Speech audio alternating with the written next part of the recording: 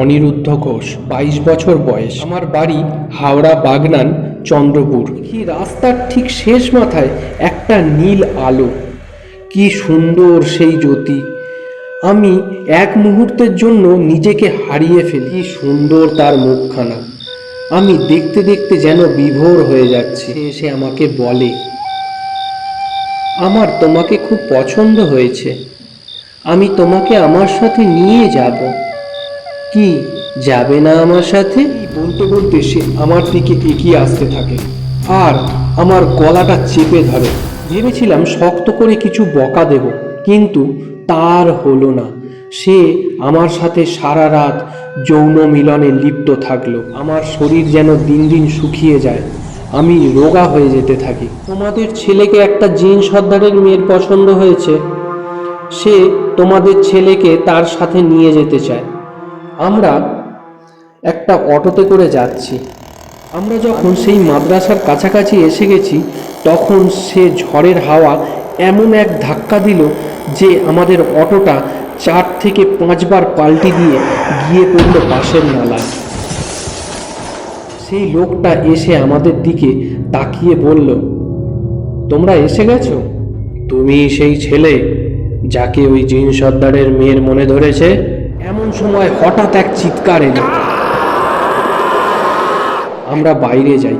সেখানে গিয়ে দেখি একটি সাদা আলখাল্লা পরা লোক মাটিতে শুয়ে আছে। সেই মাটিতে পড়ে থাকা শরীরটার পাশে বসে অঝর নয়নে কাঁদছে।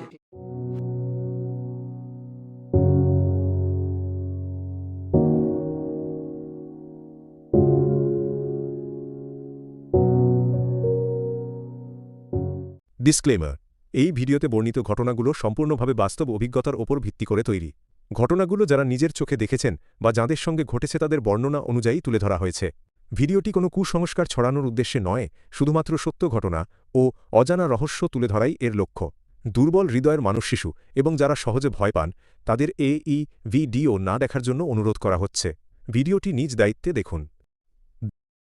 This is only for 18+।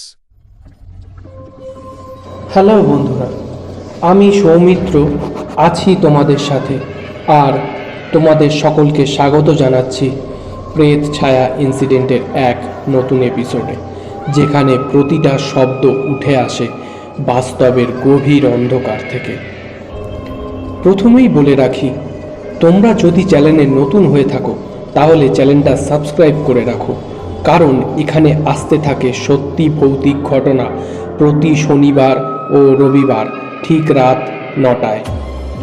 আজকে যে ঘটনা শোনাবো তা হলো একটি ভৌতিক মরণ প্রেমের ঘটনা।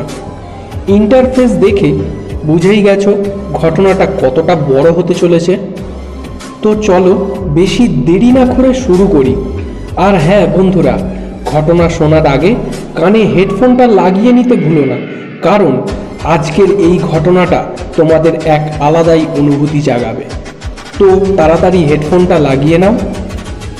চলো এবার শুরু করি।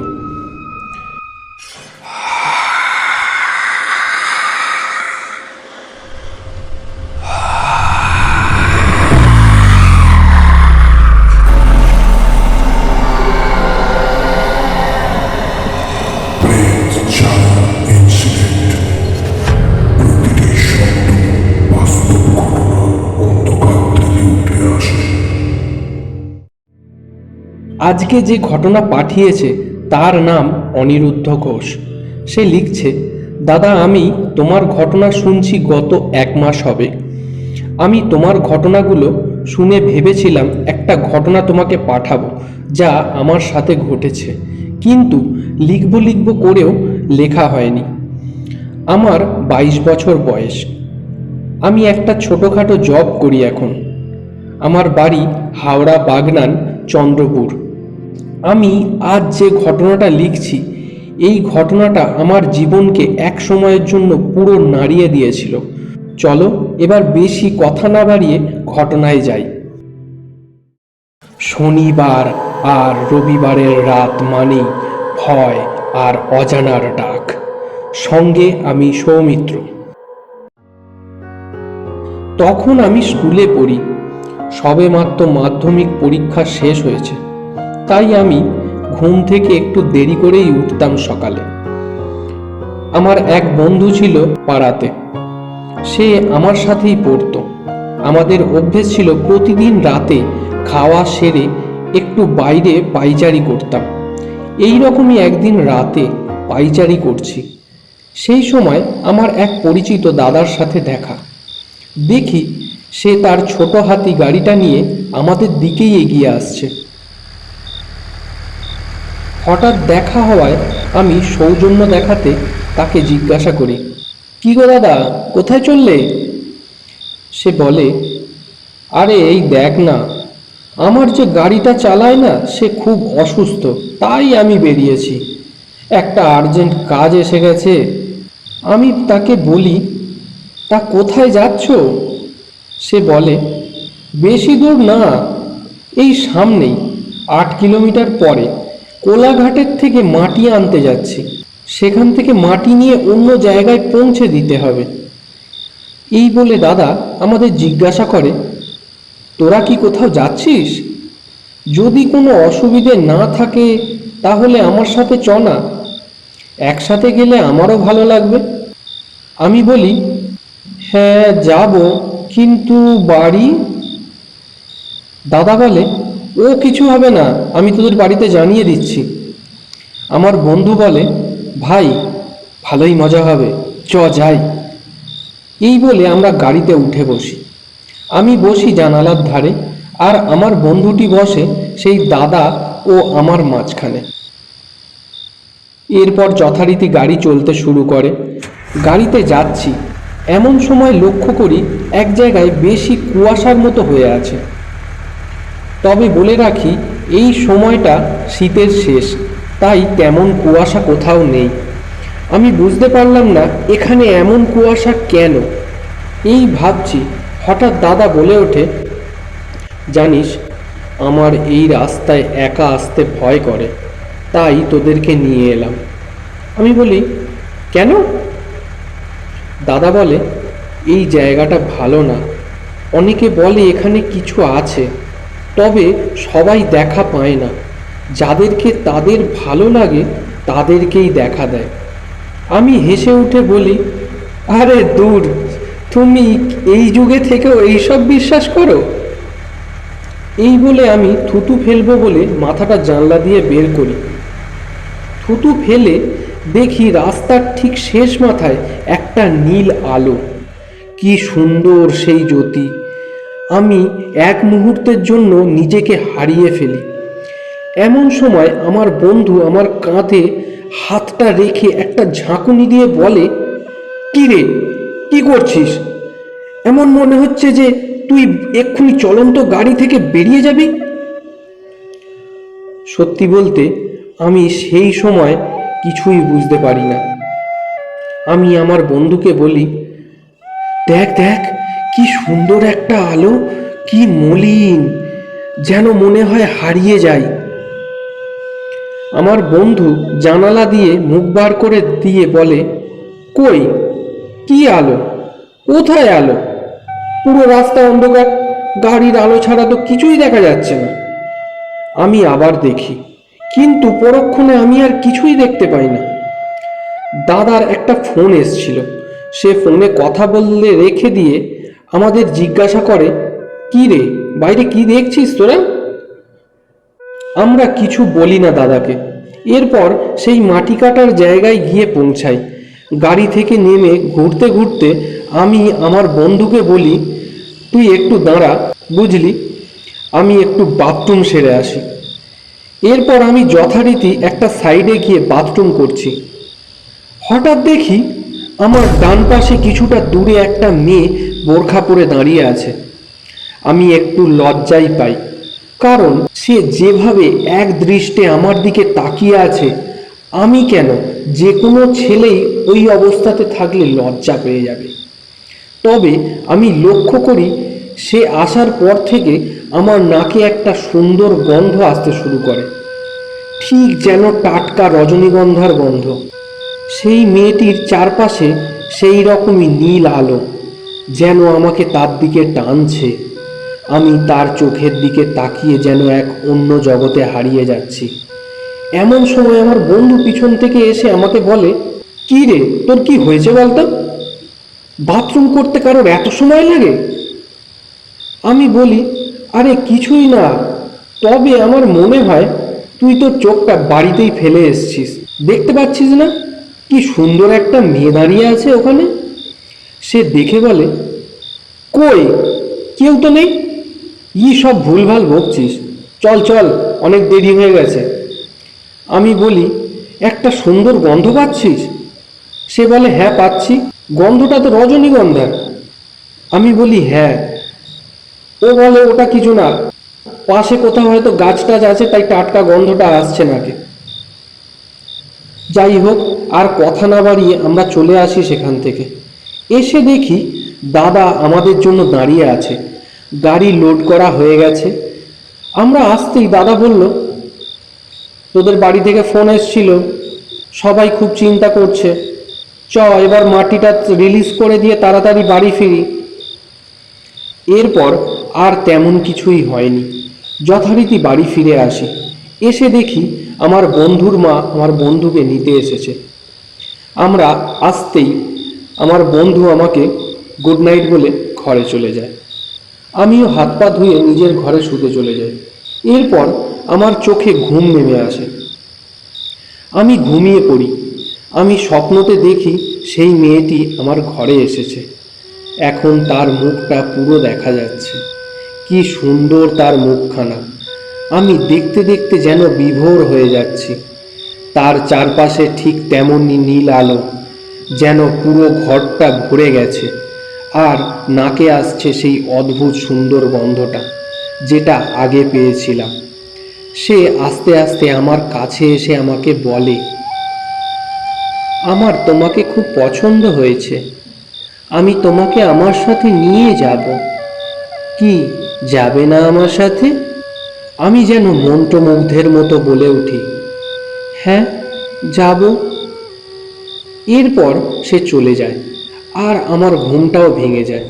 আমি দেখি সকাল হয়ে গেছে। আমি তাড়াতাড়ি উঠে ফ্রেশ হয়ে কিছু খেয়ে আমার বন্ধুর বাড়ি যাই। আমি তাকে গিয়ে সব কথা জানাই। বলে রাখি, আমার বন্ধু এসব বিশ্বাস করে না, সে সব কিছুই যুক্তি দিয়ে প্রমাণ করতে চায়। আমি তাকে সব কথা বলায় সে বলে, ও সব হ্যালুসিনেশন, আর কিছুই নয়। তবে সে গন্ধের ব্যাপারটা যুক্তি দিয়ে প্রমাণ করতে পারল না, কারণ স্বপ্নে তো আর গন্ধ পাওয়া যায় না। এরপর আমি বাড়ি ফিরে সারাদিনে নিজের মতো করে কাটিয়ে রাতে খেয়ে শুতে গেছি। আমি দেখি আমার প্রচণ্ড ঘুম পাচ্ছে। আমি ভাবি, আমি তো আজ কিছু ভারী কোনো কাজ করিনি, তাহলে শরীরটা এত দুর্বল মনে হচ্ছে কেন? এই ভাবতে ভাবতে আমি কখন যে ঘুমিয়ে গেছি বুঝতেই পারিনি। সেদিন আবারও সেই মেয়েটি আসে, তবে আজ সে যেন খুব রেগে আছে। সে এসে আমাকে বলে, তুমি কেন তোমার বন্ধুকে আমার কথা বলেছ? কেন? এই বলতে বলতে সে আমার দিকে এগিয়ে আসতে থাকে আর আমার গলাটা চেপে ধরে। উফ, সে কি কষ্ট! আমি যেন একটা মূর্তির মতো শুয়ে আছি, কিছুই করতে পারছি না। তার মুখটা দেখে ভাবলাম, রেগে থাকলে যে একটা মেয়েকে এতটা সুন্দর লাগতে পারে তা জানাই ছিল না। শুধু আমার মনে হচ্ছে এই মুখের দিকে তাকিয়ে একবার নয়, 1000 বার মরতে পারি। এক সময় আমার চোখের সামনেটা অস্পষ্ট হয়ে যেতে থাকে। এমন সময় মেয়েটি তার হাতটা আমার গলা থেকে সরিয়ে নেয়। ও বলে ওঠে, না না, আমি তোমাকে কেন মারছি? আমি তো তোমাকে ভালোবাসি। তোমার বন্ধু আমার সব কথা জেনে গেছে, তাই আমি তোমার বন্ধুকেই মেরে দেব। এই বলে সে একটা বিকট হাসি দিয়ে কোথাও যেন উধাও হয়ে গেল।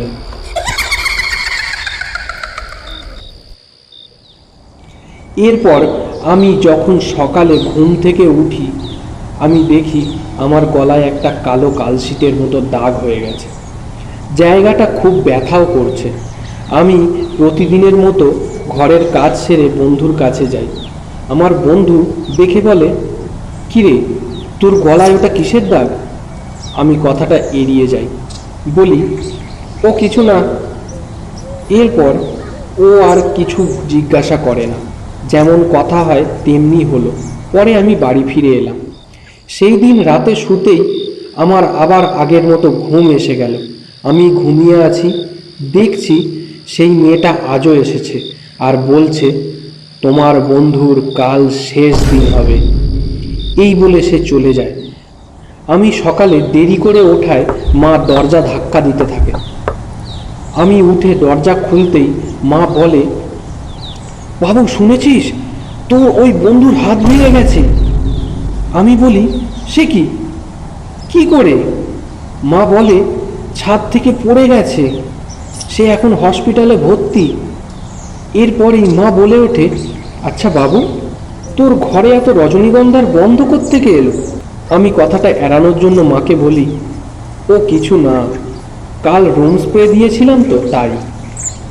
এরপর আমি আমার বন্ধুকে দেখতে যাই। আমি ওকে দেখে জিজ্ঞাসা করি, কী রে, কী করে হলো এসব? ও বলে, ওই ছাদ থেকে পড়ে গেছি। আমি বলি, সেটা আমিও জানি, বেশি হেয়ালি না করে পরিষ্কারভাবে খোলাখুলি বল তো কী হয়েছে ব্যাপারটা। আমার বন্ধুর ভাষায় বলি, জানিস তো, আমাদের একতলা বাড়ি উপরে ছাদ। আমি বিকালে যখন ছাদে উঠে জামা কাপড় তুলতে যাই, তখন তোর বলা কথা অনুযায়ী একটা রজনীগন্ধার গন্ধ আমার নাকে আসে। আমি ঘুরে আসতে যাব এমন সময় কেউ যেন আমাকে ছাদ থেকে ধাক্কা দিল।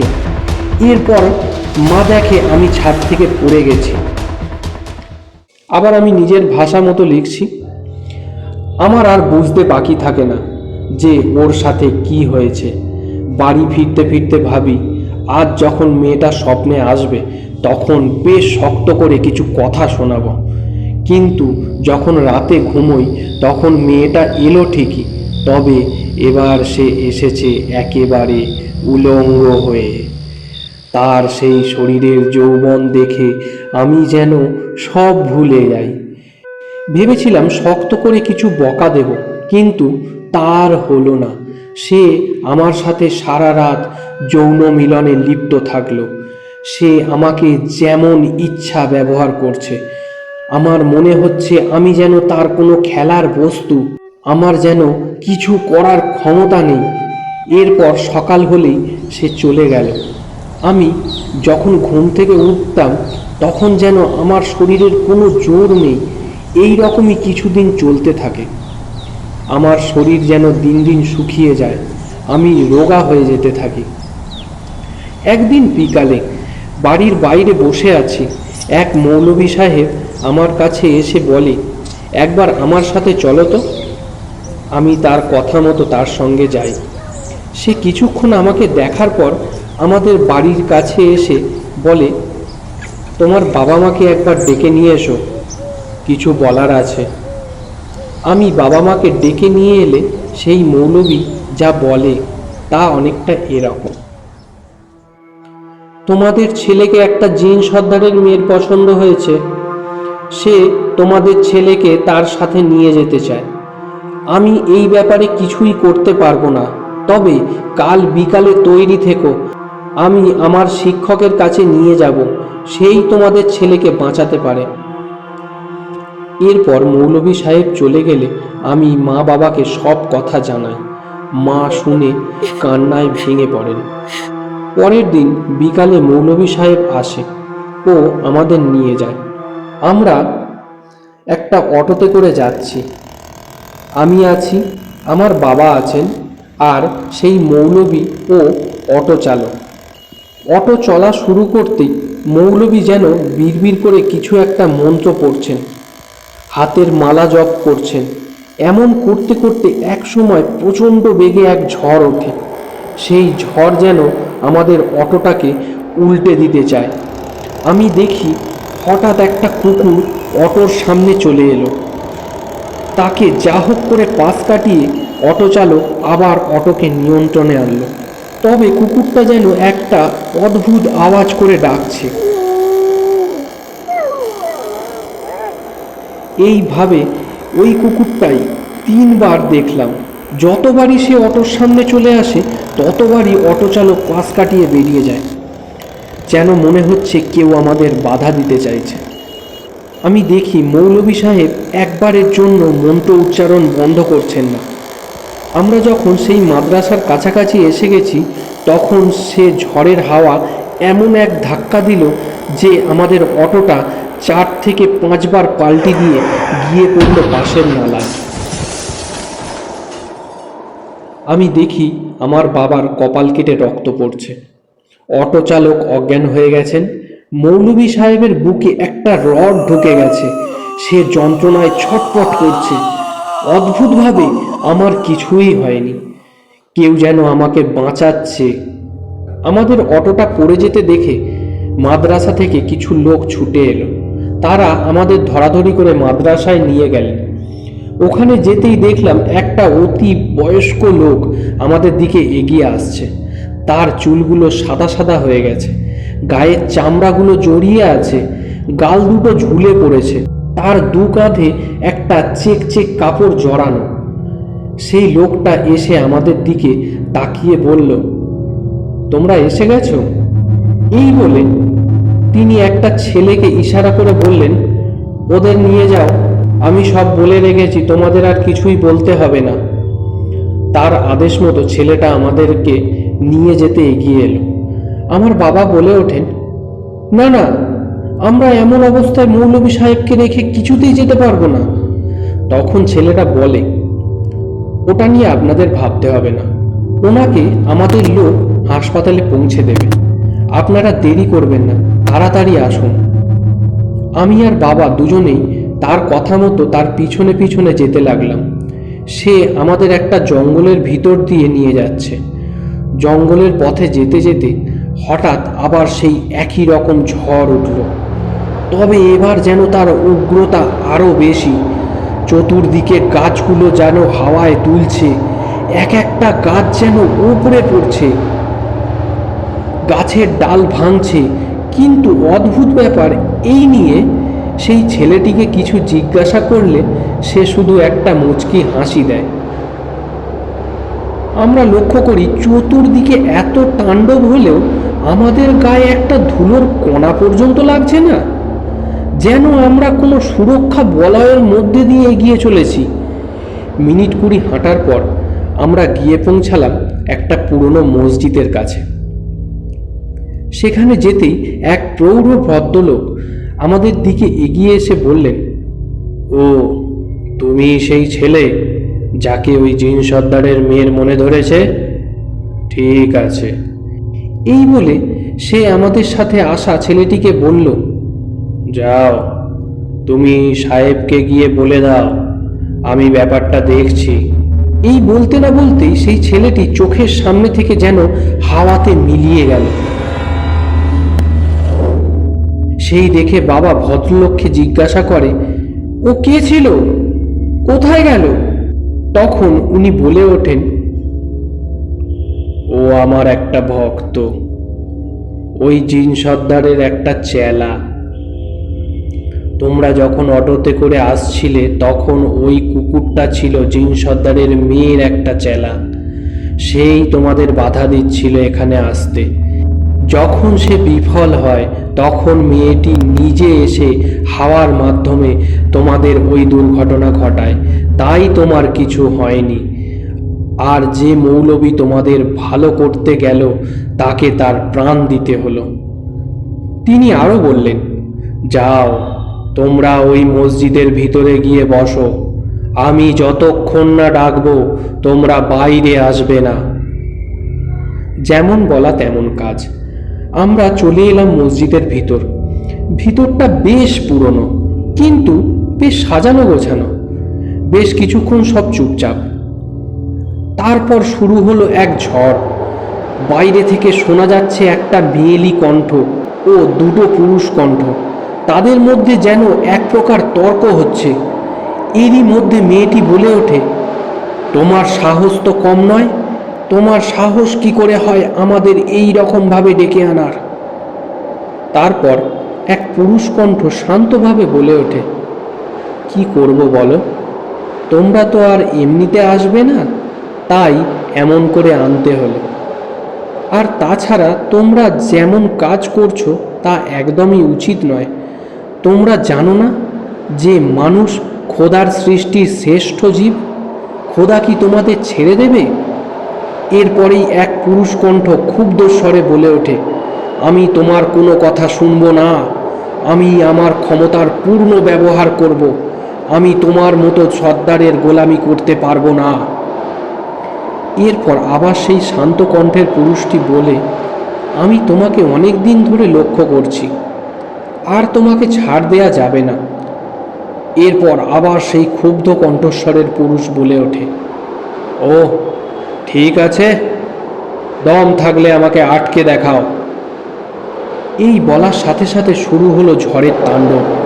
মনে হচ্ছিল মসজিদ এবার ভেঙে পড়বে, মসজিদের দেয়ালগুলো নড়ছে। এমন সময় হঠাৎ এক চিৎকার এলো, একটা পুরুষ কণ্ঠ, আবার চিৎকার। তারপরেই যেন সব শান্ত হয়ে গেল। বাইরে থেকে ডাক এলো, বাইরে আসুন আপনারা। আমরা বাইরে যাই। সেখানে গিয়ে দেখি একটি সাদা আলখাল্লা পরা লোক মাটিতে শুয়ে আছে, আর তার পাশে বসে আছে একটি সুন্দরী মেয়ে। তাদের পিছনে মাথা নিচু করে তেমনি আলখাল্লা পরে দাঁড়িয়ে আছে জনা পাঁচেক লোক। আমাদেরকে ডাকা শান্ত কণ্ঠস্বরের লোকটি বলল, এবার আপনারা যেতে পারেন, আর কোনো ভয় নেই, ওরা আপনাদের আর জ্বালাতন করবে না। ওই যে দেখছেন মাটিতে শুয়ে আছে, ওটা ওই মেয়েটার আব্বু। আমি ওকে সাবাক শিখিয়েছি। আমাদের এলাকা আলাদা হলেও আমাদের নিয়ম এক, তাই কোনো মানুষকে বিরক্ত করা আমাদের মানায় না। ব্যাস এইটুকু বলেই উনি আমাদের বিদায় জানালেন। আমি বাবার সাথে আস্তে আস্তে মেয়েটার দিকে একবার ঘুরে দেখি। সে সেই মাটিতে পড়ে থাকা শরীরটার পাশে বসে অঝর নয়নে কাঁদছে। তবে কাঁদলে তার মুখটা যেন কি সুন্দর লাগছিল তা বলে বোঝানো যাবে না। এরপর আমরা সেখান থেকে চলে আসি। বাড়ি ফিরে হাত পা ধুয়ে রাতের খাওয়া সেরে শুতে গেলে আমার স্বপ্নে সেই মেয়েটি আর আসে না। তবে মৌলভী সাহেবকে দেখি, তিনি যেন বলছেন, তোমাকে শেষবার না দেখে যেতে পারছিলাম না। ওরা যে তোমার কোনো ক্ষতি করতে পারেনি, এতেই আমি খুশি। তুমি ভালো থেকো। এই বলে তিনি একটু হেসে অদৃশ্য হয়ে গেলেন। তো এই ছিল আমার ঘটনা। ভালো লাগলে পড়ে শুনিও। যদি কিছু ভুল হয়ে থাকে তাহলে ক্ষমা করে দিও। ইতি তোমার এক শ্রোতা, অনিরুদ্ধ ঘোষ, হাওড়া, বাগনান, চন্দ্রপুর। সত্যি অসাধারণ একটা ঘটনা শুনলাম আজ। আমি পাঠ করার সময় মাঝে মাঝে আমার গায়ে কাঁটা দিয়ে উঠছিল।